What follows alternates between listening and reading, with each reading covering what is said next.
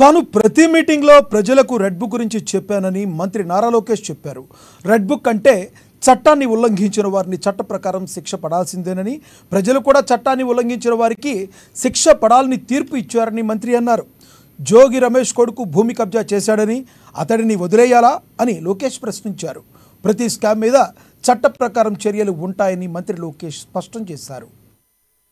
నేను ఏం చెప్పా, రెడ్ బుక్ గురించి నేను చాలా క్లారిటీ ఇవ్వాలనుకుంటున్నాను. ఈరోజు నా ప్రతి స్పీచ్ చూడండి, ఎవరైతే చట్టాలు ఉల్లంఘించి కార్యకర్తల్ని ప్రజల్ని ఇబ్బంది పెట్టారో వాళ్ళని నేను వదిలిపెట్టాను అని స్పష్టంగా హామీ. మళ్ళీ రిపీట్ చేస్తున్నా, చట్టాలు ఉల్లంఘించిన ఓకే. జోగి రమేష్ గారు అబ్బాయి ఏం చేశాడో ప్రజలు తెలుసుకోవాలి. అగ్రిగోల్డ్ భూమి పత్రాలు తీసుకుని ఫేక్ పత్రాలు సృష్టించి అతని పేరుపై ట్రాన్స్ఫర్ చేసుకుని అమ్మేశాడు. అగ్రిగోల్డ్ బాధితులు చాలా మంది ఇప్పటికీ ఇబ్బంది పడుతున్నారు. వాళ్ళకి రావాల్సిన డబ్బులు ఇంకా చాలా ఉన్నాయి.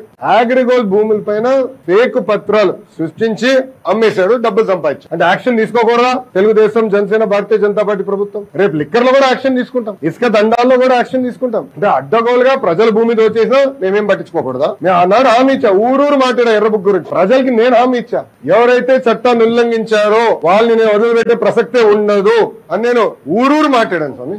ఎర్ర బుక్ పట్టుకుని తిరిగా చూపించా ప్రజలకి. అందుకే ప్రజలు మాకు అంత అద్భుతమైన మ్యాండేట్ ఇచ్చారు. దాని ఒక్కోళ్ళే కాదు, అందరం కలిసికట్టుగా పోరాడడం, దాంట్లో భాగంగా రెడ్ బుక్ ఒక మ్యాండేట్ మాకు. నేను ఊరూరు చూపించా రెడ్ బుక్. నేను ప్రతి పబ్లిక్ మీటింగ్ లో